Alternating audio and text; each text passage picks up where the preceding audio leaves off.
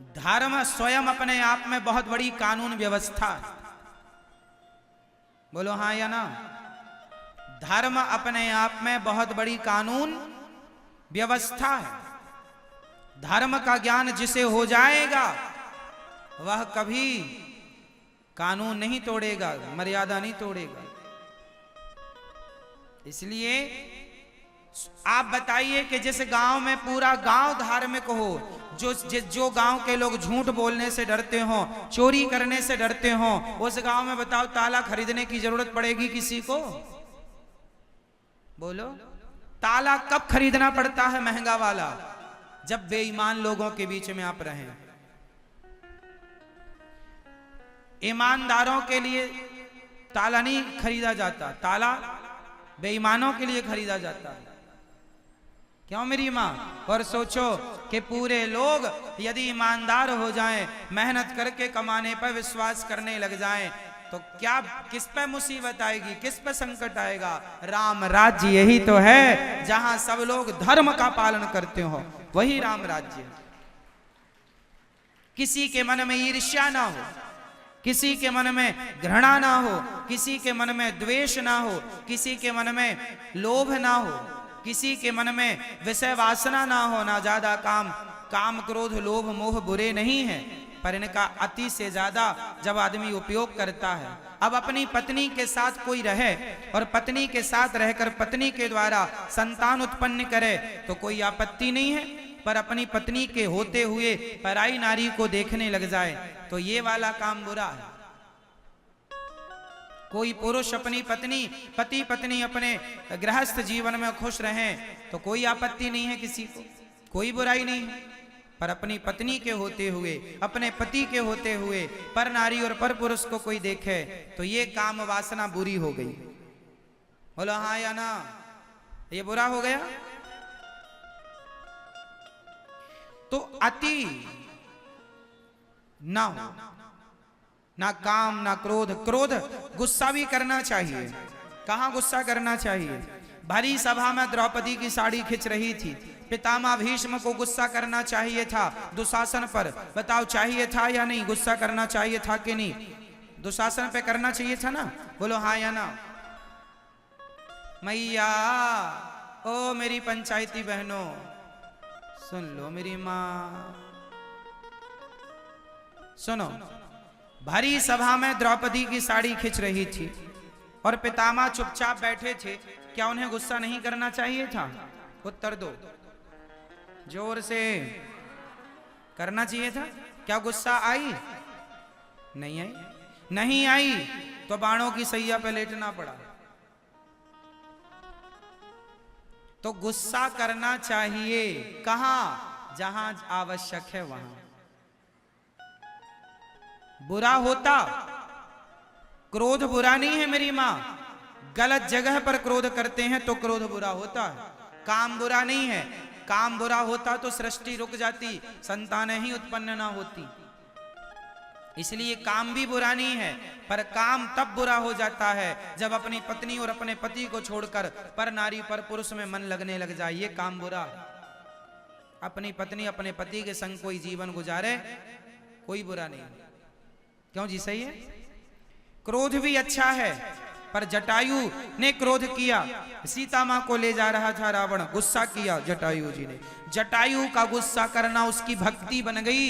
जटायु ने क्रोध किया रावण पर तो उन्हें राम के पास नहीं जाना पड़ा, राम खुद चल के भक्त जटायु के पास आ गए। क्योंकि क्रोध किया।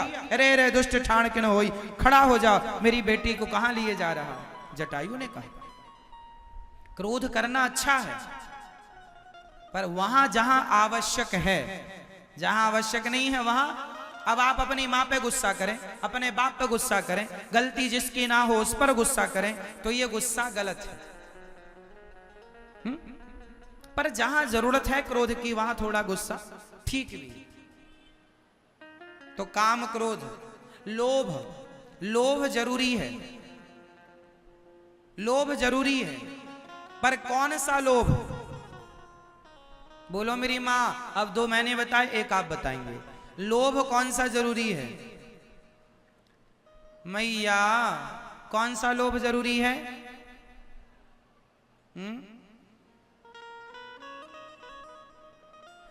आपको थोड़ा सा लोभी होना चाहिए, लेकिन जिसका लोभी होना चाहिए उसके आप हैं नहीं, जिसका लोभी नहीं होना चाहिए उसके आप लोभी हैं।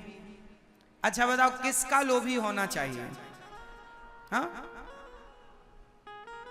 थोड़ा सा ये लोभ किया करो कि देखो फलाने संत हैं, उनका मन कितना शांत है, कितना स्थिर है, मन बिल्कुल शांत है उनका। हमें भी थोड़ा लोभी होना चाहिए, हम भी अपने मन को थोड़ा शांत कर लें, है ना। मन को शांत करने का लोभ करो, भगवान में मन लगाने का लोभ करो। उनका मन ज्यादा लगता है भगवान में, हमारा कम लगता है, हम ज्यादा लगाएंगे। लोभ करो, भगवान में मन लगाने का लोभ होना चाहिए। लेकिन नहीं, आप लोग कहां करते हैं, उसके पास 20 लाख की गाड़ी है, मेरे पास 50 लाख की होनी चाहिए। उसका 2 मंजिला घर है, हमारा 4 मंजिला होना चाहिए। जहां लोभ करना चाहिए वहां आप लोभ करते हैं, जहां लोभ नहीं करना चाहिए वहां पड़े हैं पीछे, इसलिए लोग परेशान हैं।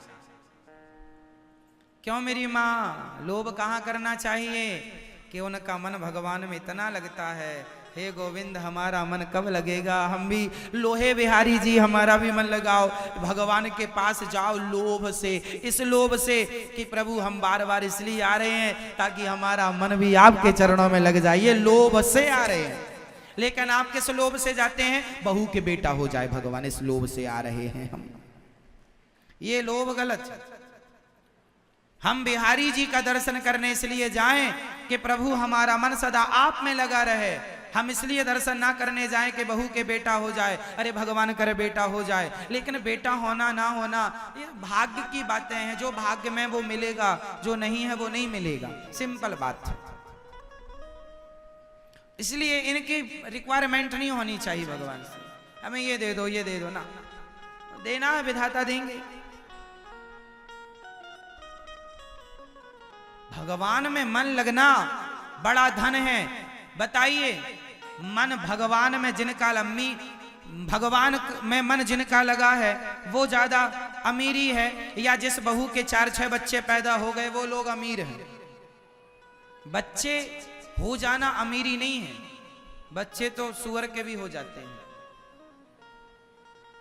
मन भगवान में लग जाना, ये मानव का तन बच्चा पाने नहीं मिला, ये मानव का तन बहू के बेटा को पाने के लिए नहीं मिला, ये मानव का तन रुपया पैसा कमाने के लिए नहीं मिला, ये मानव का तन भगवान में मन लगाने के लिए मिला है। ये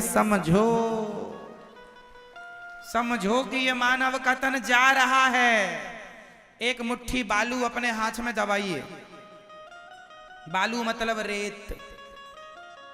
रेत दबाइए, धीरे धीरे करके रेत का एक एक कण खिसकता चला जाएगा और थोड़ी देर बाद आपकी मुट्ठी खाली हो जाएगी। बोलो हाँ या ना, हाँ या ना बोल दो।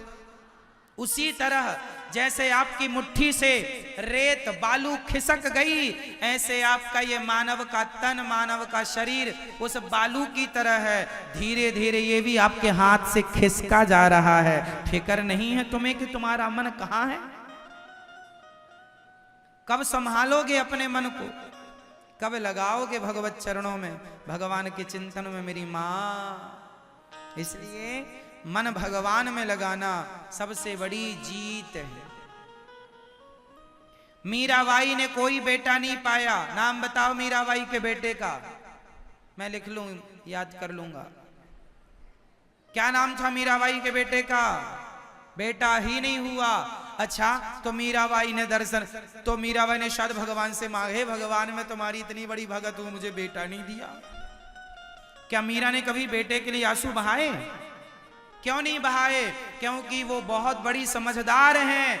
मीरा जी कहती हैं कि मानव का तन हमने बेटे को पाने के लिए नहीं, गोविंद को पाने के लिए लिया। इसलिए कहा है कि मेरे तो गिरधर गोपाल, दूसरो ना कोई। समझो मेरी मां, समझो। बड़े भाग्य मानुष तन पावा, दुर्लभो मानसो देहो, कौमार आचरित प्राज्ञो धर्मान भागवता निहा। दुर्लभम मानुषम जन्म तदप्य ध्रुव मर्चद। प्रहलाद जी समझा रहे हैं कि धर्म की पढ़ाई पढ़ो और मोक्ष की पढ़ाई पढ़ो, बीच में अर्थ तो आ ही जाएगा। भूखा कोई नहीं मर रहा है। जंग आप हिमालय जाइए, वहां भी देखिए गुफाओं में बड़े बड़े साधु बैठे हैं, बर्फ की चादर चारों तरफ है, वहां भी वो भजन कर रहे हैं। मरे नहीं भूखे, क्योंकि जिस परमात्मा ने मां के पेट में ना मरने दिया, वो संसार में कहीं नहीं मरने देगा, यदि उस पर विश्वास है तो।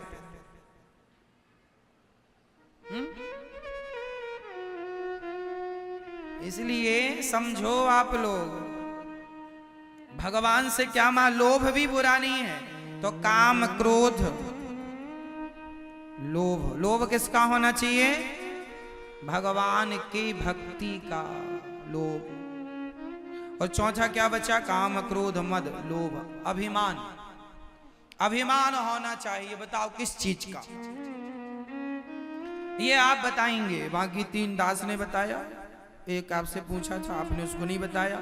ये वाला भाई ये बहुत सरल है, बताओ अभिमान होना बुरा है कि अच्छा है? अभिमान होना अच्छी बात है, पर किसका अभिमान होना और किसका नहीं होना?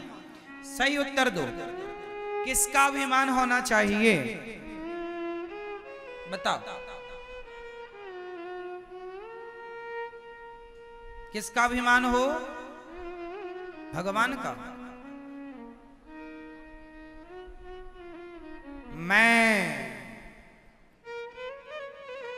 मैं ये क्या है? मैं मीन्स एटीट्यूड, मतलब अभिमान, दर्प, घमंड। मैं क्या है? अभिमान। लेकिन यही मैं अभी मैं अच्छा कर सकता हूं। अब देखो, मैं अच्छा भी होता है, मैं बुरा, बस बोलने का ढंग होता है। ये चीजें बुरी नहीं, इनका लोगों ने उपयोग गलत कर लिया। अब देखो, मैं इस मैं को सही करता हूं। मैं राम जी का दास हूं, ये अभिमान है मुझे कि मैं भगवान का, जोर से, मैं अपने श्रीमन नारायण का, मैं अपने गुरु जी का, मैं बिहारी जी का दास हूं, दासी हूं। ये अभिमान अच्छा है। लेकिन ये अभिमान कि मैं पैसे वाला हूं, मेरा, जानते नहीं मैं कौन हूं, नाम नहीं सुना तूने, ये मैं गलत हो जाएगा। हनुमान जी लंका गए, पूछा क्यों बंदर तुम कौन हो? हनुमान जी ने कहा, माता सीता ने कहा, कौन हो भैया तुम? राम दूत मैं, मां तू जानकी। हनुमान जी ने भी कहा, मैं राम जी का दूत हूं, दास हूं। हनुमान जी को भी अभिमान था, लेकिन अभिमान इस बात का था कि मैं राम जी का दूत हूं। इस बात का अभिमान नहीं था कि मैंने पहाड़ उठा लिया, मैं ना उठाया होता तो लक्ष्मण जी की जान ना बचती, मैं ना गया होता लंका तो सीता मां का पता ना लगता। ये अभिमान नहीं किया हनुमान जी ने, ये अभिमान किया कि मैं राम जी का दास है। तो अभिमान भी सही है, बस सही जगह पर किया जाए, सही प्रयोग में किया जाए तो सब सही है। ना तो काम बुरा, ना क्रोध बुरा, ना लोभ बुरा, ना अभिमान बुरा। यदि इसका मिसयूज करेंगे तो सब बुरा है ना। जैसे सब चीजें अच्छे के लिए बनाई जाती हैं लोग, जैसे वो साइकिल पंचर हो जाती है ना मेरी माँ, तो साइकिल में पंचर जोड़ने के लिए एक केमिकल होता है, सोल्यूशन बोलते हैं उसको, बोलते हैं पंचर चिपकाने वाला, वो टायर में उसमें चिपका देते हैं, क्यों? ट्यूब में पंचर, उसको बोलते हैं सोल्यूशन बोलते हैं। शायद मैं सही हूं क्या? सोल्यूशन ही बोलते हैं, तो सोल्यूशन बोलते हैं उसे। लेकिन आज मैंने सुना कि कुछ लोग उस सोल्यूशन का नशा करते हैं, उसे ऐसे हाथ में रख के उसको जला के उसका धुआं लेते हैं, उनको नशा चढ़ता है। तो वो सोल्यूशन जो है वो बनाया तो गया पंचर जोड़ने के लिए, उसका उपयोग अच्छा है कि वो पंचर जोड़ देता है, लेकिन कुछ लोग उसे अब नशा के प्रयोग में लेने लग गए तो वो गलत हो गया। वही है काम क्रोध लोभ मोह, सब अच्छे के लिए बनाया विधाता ने, लोगों ने मिसयूज करना शुरू कर दिया उस चीज का, वो सब गलत हो गई चीजें। दायरे में रह के हर चीज का प्रयोग किया जाए सही वक्त पर, कुछ भी बुरा नहीं। प्रहलाद जी खूब भगवान का भजन करते हैं। उनके मित्रों ने कहा तुम इतनी छोटी सी उम्र में इतना भजन कैसे कर लेते हो, तुम्हें इतना ज्ञान कहाँ से आया। प्रहलाद जी ने कहा ये मेरे भगवान गुरु जी की कृपा है, नारद जी ने मुझे मंत्र दिया।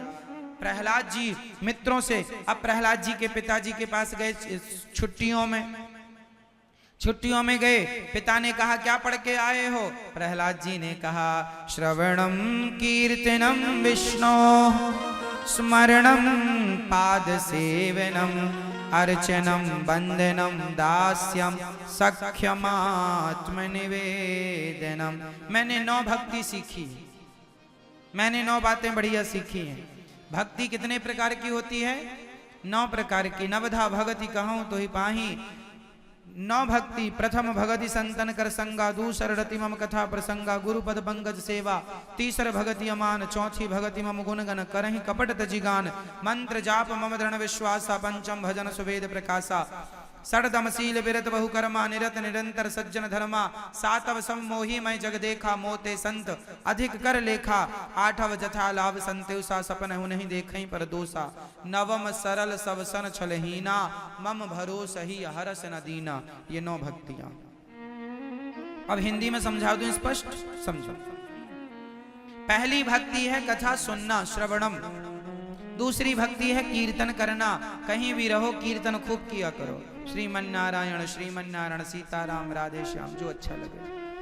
पहली भक्ति कथा सुनना, जो कि आप कर रहे हैं। कथा रोज सुना करो। टीवी पे ना सुन पाओ तो मोबाइल पे सुना करो। यूट्यूब पर अनिरुद्धाचार्य डाल लो, आपके मोबाइल पे कथा चालू हो जाएगी। आप अपने मोबाइल पे कथा सुनना स्टार्ट कर दो। कितने लोग मोबाइल पे कथा सुनते हैं? चैनल को सब्सक्राइब कर लिया कि नहीं आप लोगों ने? नहीं किया सो कर लीजिए। ऐसे यूट्यूब पे अनिरुद्धाचार्य चैनल खुल के आएगा, ऐसे लाल बटन आप क्लिक कर लेंगे तो चैनल को आप सब्सक्राइब करके इसके सदा के लिए परिवार के सदस्य बन जाएंगे आप भी। 87,70,000 लोगों का परिवार जुड़ा है यूट्यूब पर। कितने लोग जुड़े हैं? 87 लाख, 87 लाख। और सारे प्लेटफॉर्मों के जोड़ दिए जाएं तो लगभग 1.5 करोड़ लोग जुड़े हैं। फेसबुक पेज के भी जोड़ दिए जाएं और गौरी गोपाल टीवी, गौरी गोपाल आश्रम चैनल पर भी जोड़ दिए जाएं सभी भक्तों को, तो लगभग 1.5 करोड़ लोग जुड़े हैं। दास अनिरुद्ध आप जैसे करोड़ों लोगों की सेवा कथा सुना सुना के करता है। ये सेवा एक चैनल पर 87 लाख है, दूसरे गौरी गोपाल टीवी पर लगभग 20 लाख लोग जुड़े हैं, गौरी गोपाल आश्रम नाम के चैनल पर लगभग 17 लाख लोग जुड़े हैं, और फेसबुक पेज पर भी लगभग, बहुत दिन से मैंने देखा नहीं, लगभग 20 लाख लोग जुड़े हैं। सबको जोड़ा जाए तो लगभग 1.5 करोड़ लोग के लगभग का परिवार है। सब जोड़ दिया जाए तो लगभग 1.5 करोड़ लोग तो जो जुड़े हैं वो अलग हैं जिनके पास मोबाइल नहीं है। कितनी मेरी माताएं, मेरी बहनें, मेरे बुजुर्ग दादाजी, मेरा भाई ऐसे हैं जिनको मोबाइल चलाना नहीं आता, वो कथा टीवी पर देख करके जुड़े हैं। वो परिवार अभी है, वो करोड़ों लोगों का परिवार वो भी है। जो लिखित में परिवार है वो इतना है 1.5 करोड़ लोगों का। बाकी तो जो घर घर मेरी माताएं कथा सुनती हैं, भारत का ऐसा शायद कोई गांव हो जिस गांव में ये दास अनिरुद्ध की वाणी ना पहुंचती हो, ठाकुर जी की कथा ना पहुंचती हो। सारे गांव गांव में हमारी माताएं, बूढ़ी माताएं कथाएं सुनती हैं समय निकाल निकाल कर। मैं सभी उन माओं को, बहनों को, बुजुर्ग, पिता तुल्य बुजुर्गों को, भाइयों को, सबको मैं बारंबार नमस्कार करता हूँ, नमन करता हूँ। आप श्री भक्तों के देखो, आप भी कथा सुन सुन के आपके हृदय में भी तो भगवान पहुंच ही गए ना। आप भी तो भगवान के लिए कभी कभी रो लिया करती हो, आप भी तो भगवान के चिंतन में खोई रहती हो। तो आप जैसे भक्तों की चरण धूल ये दास अनिरुद्ध अपने माथे पे लगाता है। और आप सभी उन माओं को, बहनों को, भाइयों को, बुजुर्ग पिताओं को ये दास बारंबार प्रणाम करता है। जो टीवी पर कथा देखते हैं, कितने लोग ऐसे हैं जिनके घर में टीवी नहीं है तो वो कथा सुनने के लिए दूसरों के घर में जाकर कथा सुनते, ऐसे लोग भी हैं। कितनी मेरी माँ बहन ऐसी हैं कि जिनको कथा किसी ने सुनवाई परंतु उनके घर में टीवी नहीं, मोबाइल नहीं, तो उन्होंने घर में टीवी केवल कथा सुनने के लिए टीवी खरीदी है। ऐसे भी लोग हैं जो कथा सुनने के लिए केवल टीवी लेकर आए कि साधना चैनल। अभी कुछ दिनों के लिए साधना चैनल चला गया था, फ्री डिश से चला गया था कुछ दिनों के लिए पहले, अप्रैल मई में। तो लोगों ने कहा कि जिस टीवी पर साधना चैनल चलता है वो टीवी वो डिश लगवाएंगे। लोगों ने अपनी छतरी ही बदल दी कि चैनल जिस पे आएगा वो लगे हमारे घर में, साधना चैनल नहीं। तो फिर बाद में टीवी है पर टीवी में साधना चैनल नहीं चलता, कथा नहीं आती 2:30 से 6 बजे का। जब से आप लोग सालों से देख रहे हैं दास अनिरुद्ध 2:30 से 6 बजे ही कथा नित्य आपके पास लेकर आता है। आप लोगों का जो समय पास नहीं होता था जिनका, अब वो कथा सुन के उनका समय गुजर जाता है और भगवत भक्ति भी बढ़ रही है, ज्ञान भी बढ़ रहा है। कितने आप में से ऐसे कितने लोग हैं जिनके जीवन में कथा सुनने के बाद खुशियां आई हैं, जीवन बदला है। इतने लोग हैं जो टीवी पर कथा सुन रही है मेरी माँ बहन, यूट्यूब पर। आप भी उठाइए अपना हाथ और ये सोचिए कि ठाकुर जी आपको देख रहे हैं, भगवान जी आपको देख रहे हैं। आपने भी कथा सुन के अपने जीवन में कोई ना कोई बदलाव जरूर किया होगा और इसके साक्षी भगवान है। तो बस मेरी माँ आप सुनती रहा करो कथा, औरों को भी प्रेरित किया करो, केवल आप ही ना सुना करो, औरों को भी प्रेरणा दो। आप कितने लोग औरों को प्रेरित करते हैं कथा के लिए? करते हैं आप लोग? औरों को भी कहा करो आप भी सुनो। क्या फालतू बैठने से क्या मतलब, कथा सुनो, मोबाइल पर सुनो, टीवी पर सुनो, है ना। मैया ओ मेरी माँ कहाँ जा रही हो मेरी माँ? झोले में कथा भर ली मेरी माँ, जा रहे हो गई। झोला में कुछ कुछ भरा दिख रहा है, कथा ही भरी है ना। ठीक है, ट्रेन छूट रही हो तो आप जाना। समोसा खाने तो नहीं जा रही हो मेरी माँ? हाँ ठीक है, जल्दी आना मेरी माँ, टाटा।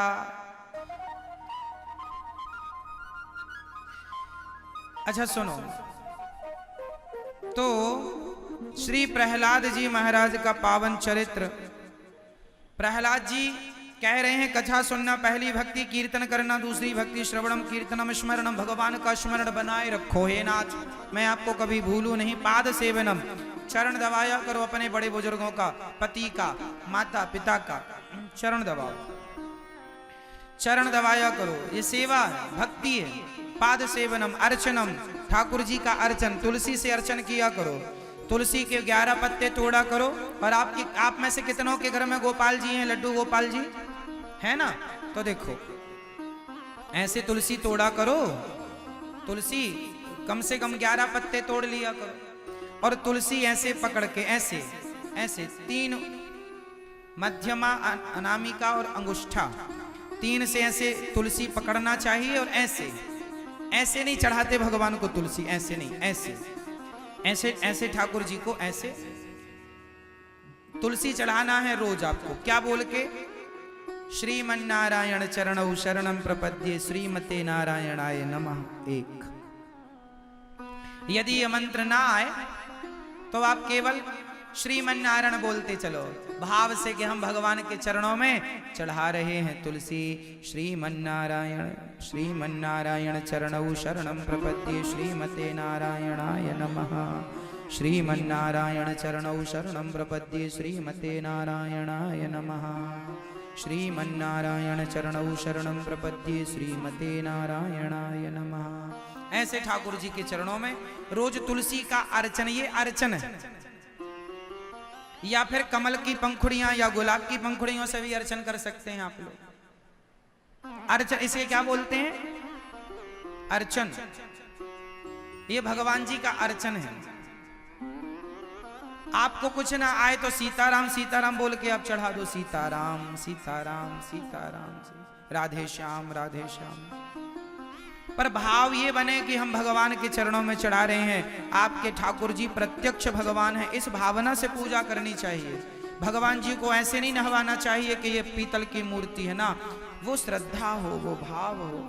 आप अपने गोपाल जी के चरण दबाते हो कि नहीं? जब आप रात्रि को सुलाया करो तो अपने गोपाल जी के, लड्डू गोपाल जी के चरण दबाया करो, और चरण दबाते हुए ऐसा भाव प्रकट करो कि भगवान नारायण क्षीर सागर पर लेटे हैं, एक तरफ लक्ष्मी जी दबा रही हैं बैठे बैठे, दूसरी तरफ हम बैठ जाएं, आप बैठ जाओ और चरण दबाने लग जाओ। दूसरा पांव खाली है कि नहीं भगवान जी का? वो हमारे लिए खाली है, आप बैठो भाव से। भाव ऐसा बनाओ कि हम दबा रहे हैं, थोड़ी देर ऐसे भावना बनाओ, बहुत शांति मिलती है। अनुभव यही है ईश्वर का, यही भगवत साक्षात्कार के रास्ते पर चलना है, यही। ठीक है मेरी माँ?